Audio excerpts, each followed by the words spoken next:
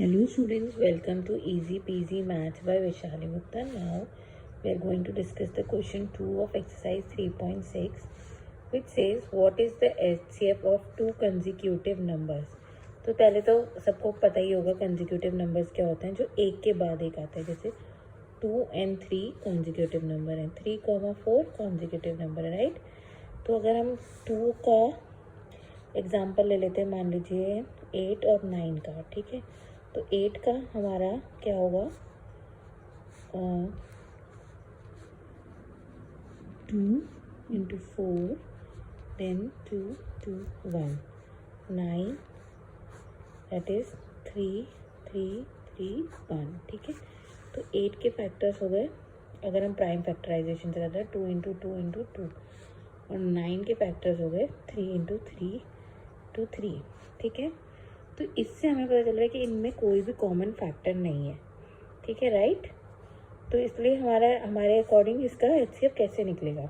तो ऐसों में क्या करते हैं, जब आपको याद होगा हम 8 के फैक्टर्स निकालते थे तो ऐसे भी निकालते थे, 1 into 8 देन 2 into 4, देन वो रिपीट होना शुरू हो जाते थे। तो 1, 2, 4, 8 फैक्टर हो जाता था, और 9 के होते थे, जैसे 1 into 9 लिखा, देन 3 into 3 लिखा, फिर रिपीट होना शुरू हो गया, तो 1, 3, 9 फैक्टर्स हो गए। तो अब इसमें हाईएस्ट कॉमन फैक्टर क्या आ रहा है, हमारा 1 आ रहा है। तो इसका हो गया HCF of is equal to 1। तो 1 is the highest common factor of two consecutive numbers. Got it. ये प्राइम फैक्टराइजेशन से नहीं निकल रहा, लेकिन अगर हम ऐसे इसको लिखेंगे फैक्टर्स को, तो 1 is the highest common factor, right. अब इवन नंबर ले लेते हैं, कोई भी टू कंसेक्यूटिव इवन नंबर। तो इवन नंबर क्या होते हैं, 2, 4, 6, 8, राइट। अब इसमें कंसेक्यूटिव का मतलब हो गया जो एक के बाद एक, तो 2 के बाद 4 कंसेक्यूटिव हो गया। तो जैसे हम एग्जांपल के तौर पे ले लेते हैं 4 and 6। तो 4 का भी हम अगर प्राइम फैक्टराइजेशन करेंगे तो 2 2 4 1, और 6 का करेंगे तो 2 3 3 1। तो 4 को हम लिख सकते हैं 2 into 2, और 6 को हम लिख सकते हैं 2 into 3। तो इसका मतलब इसमें 2 और 3 के फैक्टर्स 2 आ रहे हैं, लेकिन 2 सब दोनों में आ रहा है, और वो भी एक एक बार हाईएस्ट। तो इसका HCF होगा 2, राइट। तो इससे पता चल गया इवन नंबर कोई भी हो, हमारा हाईएस्ट कॉमन फैक्टर हमेशा 2 होगा। अब ऑड नंबर्स के लिए देख लेते हैं।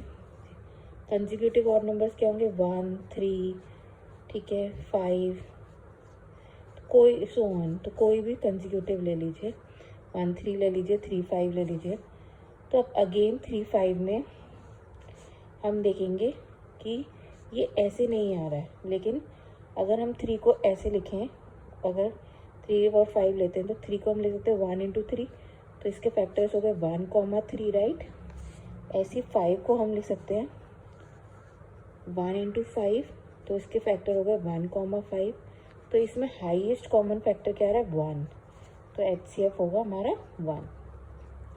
जहाँ पे हमें प्राइम फैक्टराइजेशन से समझ में नहीं आया कैसे निकालना है, तो हम अपने जो नॉर्मल तरीका होता था फैक्टर्स निकालने का वो निकाल लेंगे, और उसमें जो हाईएस्ट कॉमन होगा उसे हम HCF लिख देंगे।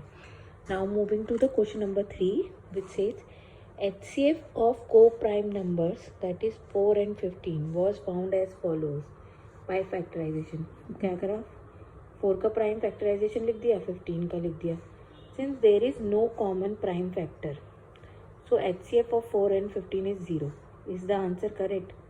मतलब ये कह रहा है कि हम अगर इनका प्राइम फैक्टराइजेशन कर रहे हैं तो इनका कोई भी कॉमन प्राइम फैक्टर नहीं आ रहा, तो इनके हिसाब से HCF हमारा 0 होना चाहिए।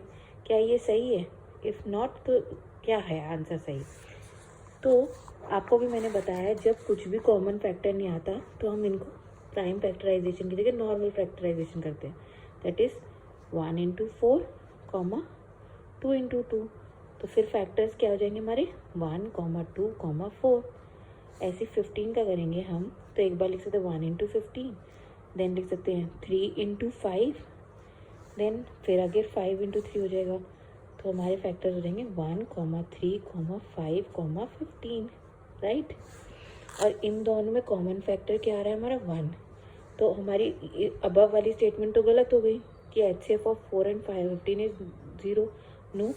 तो इसने पूछा था what is the correct HCF, तो करेक्ट HCF इज, पहले हम लिखेंगे above statement is false, above statement is false and correct HCF is 1. Got it?